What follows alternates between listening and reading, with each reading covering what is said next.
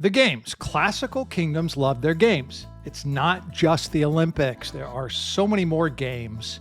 But would you ever see gold medals, big cash payouts, or barbarians? I'm Mr. Hall. This is Ancient History.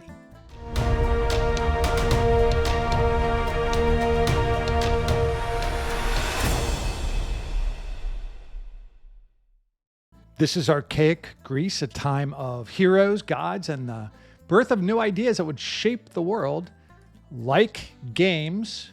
Welcome to Classical Kingdoms, where timeless stories reveal truth and wisdom for your journey. Amidst all the rivalries and wars and fighting amongst those early ancient Greeks during the Archaic Age, what happens when you stop and play games? If you're on a team, you play against your rivals. Well, the Greeks are doing that. You may play against your friends. And what happens when you stop and play games? Are you forging kind of a new identity, a new common bond? Well, that is happening in ancient Greece. And the Archaic Age is after the Dark Age, after the Trojan War. In fact, one of the earliest events is the beginning of the games at Olympia, 776 BC, when Greekness, Hellenistic, Hellenicon, they started to act like Greeks because they spoke Greek. They started to have something in common in the Panhellenic Games. Now you think, it's the Olympic Games. That was only one, and that's year one of the game cycle. And you could argue it is the most important one in honor of Zeus, but Panhellenic means across Greece, across the Hellenes. It wasn't Greece. It wasn't a country. It was Hellenic. It was Greekistic, Hellenicon, where people who spoke Greek realized that they share an interest in honoring Zeus. So what do? When you want to honor Zeus, you go to Olympia and you play a game. And imagine it's you playing in the game because you speak Greek. Imagine that you are training your entire life. Well, let's say this is you. You're in this picture. You're in your home city state. You're Greek. You're speaking Greek. You have to speak Greek. You can't be in this game if you don't speak Greek. And you're training for the Pankration, the wrestling. You're wrestling your friend, thinking, man, 10 months of this.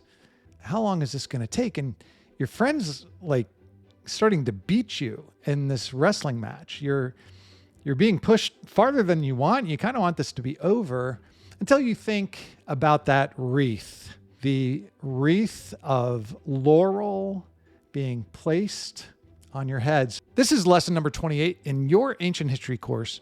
We're stepping into the story of the Panhellenic Games and festivals of Archaic Greece to ask some big questions, discover how it shaped history, and how it still shapes your journey.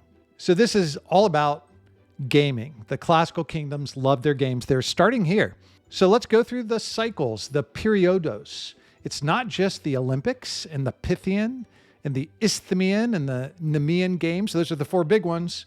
There are small, medium, and large games all the time, and it's continued throughout history. This is where it started. Second, we will unpack the actual events, the Agones, the struggles that participants would have. And it's not just athletics. So you might be surprised some of the other events. So third, what about the rewards? What do you get? The Kleos, the motivation behind this. And then finally, number 4, it's the enduring impact, the excellence, the virtue.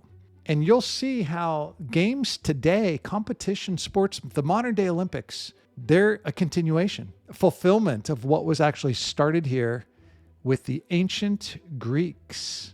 So by the end of this, I'm going to make you a gaming philosopher. You'll be an expert to understand how these games work and how they still work in your journey today. Well, let's head to Olympia. That is year one, the beginning of the games. And that's one of the dates, 776 BC, when we know the Dark Age is over, that Greek Dark Age. We are in the Archaic Age, and it's really quite a struggle if you notice the geography, it's not easy to go from one of these city-states to another. I was trying to leave Corinth, and on the road to Olympia, I take one wrong turn. One wrong turn, and it cost me like 20 minutes each way because it's so mountainous. Now, it's scenic. It's actually so beautiful. And the Peloponnese is like a little different than other parts of Greece. But look at all those olive trees, all those olive groves. It's cool. But to get over to Olympia would have been quite a contest, an agonizing journey in and of itself. But we actually want the struggle. We want this journey. We want to go be with people like us that speak Greek. We want to share the games. And year one of the games is at Olympia. 776 BC is the kickoff. It's when the games began. And it shows us we're out of the Dark Age. This is a new age. We're not stuck in the Dark Age anymore. And we want to go to Olympia. That's where we've got to be. You're coming to Olympia to honor Zeus. Yeah, you want to see the games. Games are fun. They're exciting. But you're drawn there with like-minded people who speak Greek. You arrive in Olympia with the mindset that you're there to do something that we're all there to do. Honor Zeus. As you arrived at Olympia, you would have seen so many interesting buildings, small, medium, and large. Temples like the Temple to Hera, these smaller treasuries that might have been featuring a certain city-state, or like the sanctuary of Pelops. The sanctuary of Pelops. This is a connection to the name of the peninsula that we're standing on. If you're in Olympia, you're on the Peloponnese, the Peloponnesian Peninsula. That's the southern part of Greece. It's named after this guy. Pelops has a really wild story surrounding him, and that's all like myths.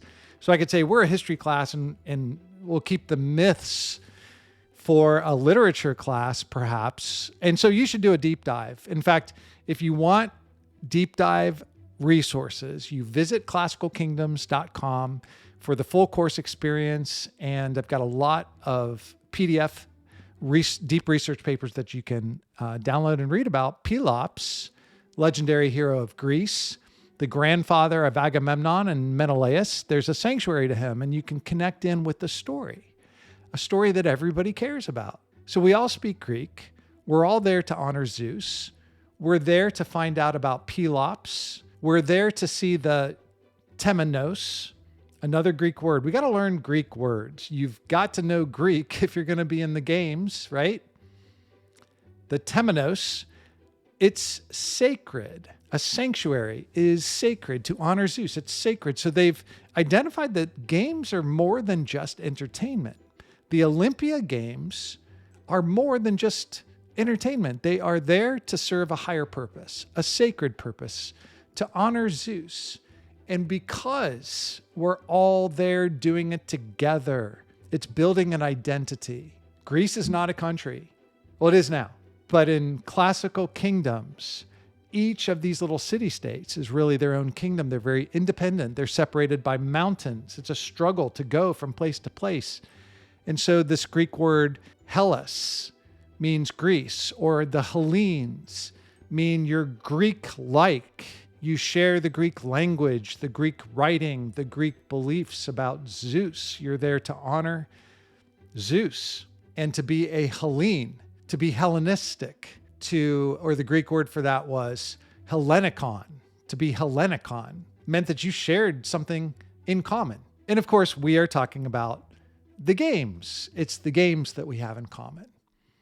So what city-state are you from? Previous classical kingdoms lessons, you heard about Corinth and Delphi. They both host games. You've heard about Athens. You've heard about Sparta. Everybody's heard about Sparta.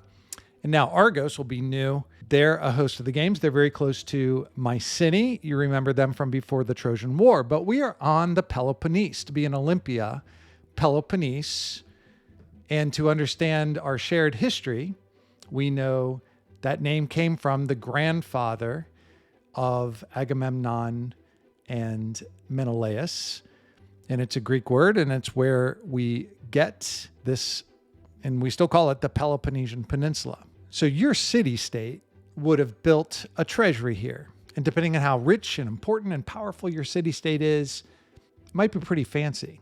Treasuries are like small temples. They put treasured items inside. So yeah, there's going to be gold, maybe not stacks of gold like that picture, but the things that matter are going to be treasured and presented at a sanctuary site, at an important site. And remember, everybody's coming here and you all speak Greek. So to come here and to see a treasury from your city-state would show people what it is you're all about. Well, you're there at the games and you're all about being in Olympia for year 1 of the cycle, the Periodos, another Greek word, Periodos. Got to teach you Greek or you can't participate in the games. So this is the actual cycle. These are the big games. Olympia, now we call it the Olympics.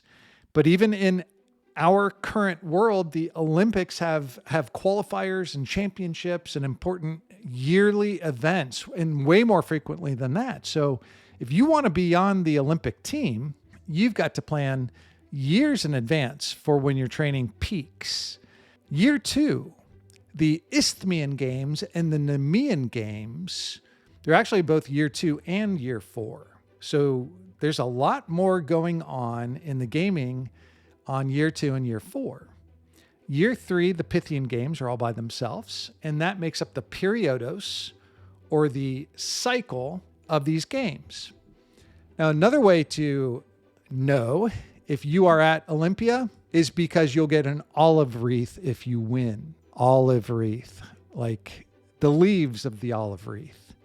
That's your prize. You know you're at Corinth when you get a pine wreath on your head. That's your prize. You know you're at Nemea when they put a wreath of celery on your head, the Nemean Games.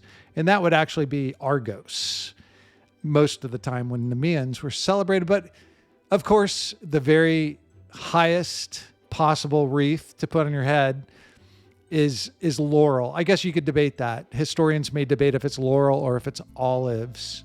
But you'll hear more about laurel wreaths on your head.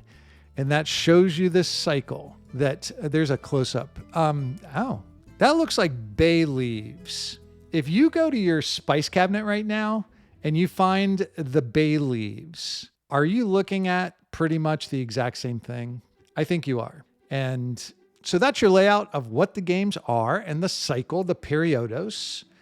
And these are the big ones. There are plenty of small and medium games going on all over the place. So we'll mention those later. But next, let's get into the actual events, the actual games of the games.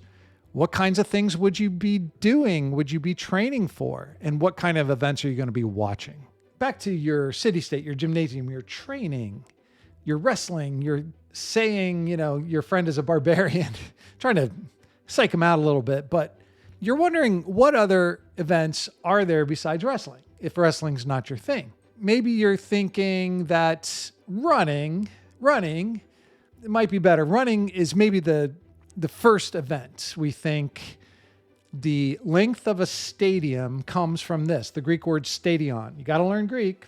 Stadion is like that 200-yard dash, and the original run, the dialos, we think that's the original, and that's like a 400-yard dash, or 400 meters. It's meters a little longer than a yard, but you get my point. Like, I remember the 400-yard dash. The first time I ran it, I thought, this is not good. But then I was motivated, to start running some more. It seems like it's something I should be able to accomplish. It's one full lap around the track now, the track surrounding a stadium. So here we go. We have a Greek word, stadion, and that is referencing the distance, but now it's a standard size. Thank you, ancient Greece. Now, they even did a shorter one for boys. The stade is an event if you wanted to really sprint. So we have these events, don't we? In the modern Olympics and track and field, these events are still around and you could do it. And why would you do it? For the glory of that wreath, so that you could get, leaves wrapped around your head. That's what you want to do. Running definitely is exciting to watch. We've always got the Olympics coming up in 4 years, but every year there's always running races. And notice that like even track and field season and running season, those are always the same. Sort of like you would have to be, the countdown is on if you want to participate in a sporting event. 10 months train is what the Greeks did. And it wasn't just physical training, every aspect of the training to be ready. And if you wanted to do the boxing, you'd have to have a little more, training with toughness. The toughness of a runner doesn't involve getting smacked in the face all the time. And so the physical endurance, pygmachia, is an invention of the Greeks, and it did involve a little more violence. And how about the pentathlon? Since we're involving kids, they even tried a young version of this down at the Nemean Games. Not all these events are always available at all the different Periodos, all the different cycle sites. But the pentathlon, we still have that today: javelin throwing, running, jumping. And they tried that with the boys. But wrestling, maybe wrestling is the biggest one, bigger than boxing for kids now. Wrestling is popular, and the kind of the standard Greco-Roman form of wrestling is still around today. Girls, you've been saying, where are the girls' events? Not a lot of offer for girls at this time period. So we do see that the Corinthian games included music, poetry, and music always honors Apollo. Nowadays it's interesting to look and compare the modern day Olympics. What do they offer?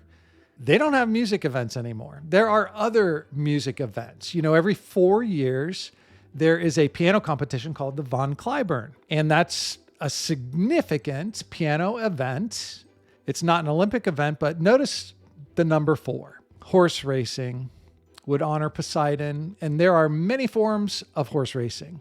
And only the wealthiest people could afford a horse. So this really showed a level of power and aristocracy. And actually these events, I assume your family's wealthy, you're an aristocratic family. If you're going to be in the Greek games, it's typically not, well, of course, slaves aren't involved. Non-Greek speaking people are not involved. So you really have to be a citizen of your city-state. You have to be from the more aristocratic, and especially horses was only for kind of the elite. It's interesting to see horse racing evolve because they even came up with like this 4-horse chariot race. And later in Romans, you'll see the hippodrome with chariot races. And remember that guy Pelops, the original legendary hero of Greece, he was not going to be able to marry his wife Hippodromia without winning a chariot race. And there's a lot more to that story. So hippodrome, Hippodromia, horse racing, Poseidon liked horses. How about the Pankration? Too violent? You don't like that? Because this is when they took regular wrestling and they kind of removed some of the rules. If you watch some of that pro wrestling stuff and you're like, oh, they're acting. Not in the Pankration. So, but here's my favorite. Maybe, is that your favorite? The pro wrestling stuff? The Hoplitodromos, because I think that ties in with the final points as we start to wrap up. The Hoplitodromos, when the guys are wearing a full kit of armor, 70 pounds, shields, helmets, everything. Why? Why would you have a running race when you're weighted down? Now, this is a real question. I'm asking you. Why would you consider doing a running race when you are weighted down with all these bronze greaves on your shins? You've got your chest plate. You're asking, like, isn't there a faster race that I could get involved in? If you caught the kickoff Greek lesson and the focus on struggle and overcoming struggle, agon, and maybe you remember that the events, the games, the actual events, that's the Greek letter version of agones. These are struggles. The Greeks value the struggles. They value extra struggle, like wearing weights, wearing armor. And think about it, would this actually come in handy at some point? Would a soldier need to have some endurance and some ability to run when they're weighted down like that? So let's shift into the whole motivation. Why are you doing this? Why do you embrace the struggle like it's a virtue? Glory? I'm kind of starting with the big answer, aren't I? The big answer is if you can win and if you can get one wreath on your head, and they didn't just go for one, that circuit, that cycle, that Periodos, they are trying to win all four. In a given event, they want heroic deeds and long-term remembrance so that they can wear that wreath on their head. So why do you see those wreaths everywhere? Now you know. It is long-term glory. It is a special reward that goes beyond, like they don't give gold medals in ancient times. That is the medal. The struggle, overcoming the struggle, that's the medal. And what you learn from it, because there's only one winner gets the wreath. Everybody else is a loser, but not really. Not really. It was so valued that you could end up with glory, the olive wreath at Olympia, the laurel wreath at Delphi. And as you watch for glory and the pursuit of glory, is that enough of a motivation? Hey, good news. If your city-state saw you come back and you had one of these wreaths on your head, you would be celebrated and you would actually get all kinds of different gifts. So there is some money involved in it. I read about there could be cash payouts, and we even see that at the Olympics. Different countries, like if you can come home with a gold medal, some of these countries will load you up with cash. I think in the United States, you get sponsorships. There's lots of ways to monetize your fame as an athlete. But how about free food? I read about city-states giving free food for a year if you could win this. Okay, so those are motivations. But you see it's now going into the virtue, the understanding that is far deeper than a shiny medal prize. It is what the glory really means to you and the greater good, like the city-states, and how it's now tying together an identity of not just you, not just your city-state and the people that you speak Greek with, but everybody across the Peloponnese, the other city-states. Everyone is united because of the games, the quest, the journey, the struggle, overcoming the struggle for that. So the games in the Archaic Age, they really help bring Greece out of the Dark Age. But to fully understand that and everything, where do you have to go? As we wrap up, let's go visit Delphi. Let's sail there and get to know ourselves and understand the role of the games with ourselves, with our people, our city-state, our family. And when you visit the Delphi Apollo temple, the priests, the priestesses, they may not have time for you, right? They're pretty busy. They only do the big show 8 times a year, but everything about Delphi helps you understand, including our favorite tour guide, Penny. So shout out.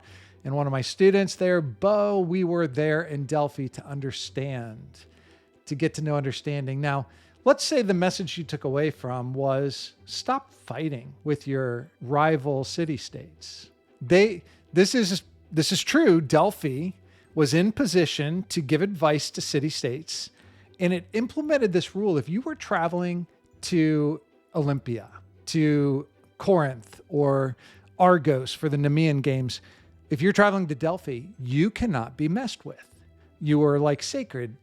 And there's famous stories about big kings like King Philip of Macedonia had to pay a huge fine because he violated this. His troops actually attacked and robbed someone that was going to go and participate in the games. A sacred truce during the games. Now think about what that means. First, you can think of like how Delphi has so much authority and power to tell people you can't have wars during the game. But where's the focus?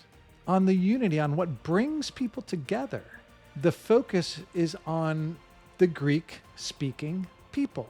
They come to a stadium, they come to a racing event, they've prepared 10 months and overcome struggle that the athletes have. The games bring people together, like-minded people who are speaking the same language, who want to be there to honor Zeus and cheer on their athletes and see the treasuries and understand their world, their Greek world, their Hellenistic world. And if you don't speak Greek, if you're not part of that world, there's a Greek word, Barbaroi. Barbaroi came from bar. You're not making any sense. You don't speak Greek. You don't have a culture we understand. You're not from us. You're an outsider. You're a barbarian. That's the English word now, barbarian. But the Greek word barbaroi, bar. Would you see a barbarian at the Olympics? Not in the Olympics. Maybe visitors would come and watch, but they are not a part of the Olympics. They are not Hellenic. And that word barbarian is going to be with us for a while. The games are still with us today. What will you carry forward from this age? Like when you watch sporting events, when you watch the Olympics, any major competition of any type, do you see beyond just the first prize? Think about the virtue, the hard work, the struggle, overcoming struggle, the excellence. It's a timeless human drive to get together, to compete, and to celebrate something that's really bigger than ourselves. Thank you for taking the time to learn something that matters in all of history, and that includes your history. Some classical truth for your journey, because kingdoms rise and fall, power fades, but virtue endures.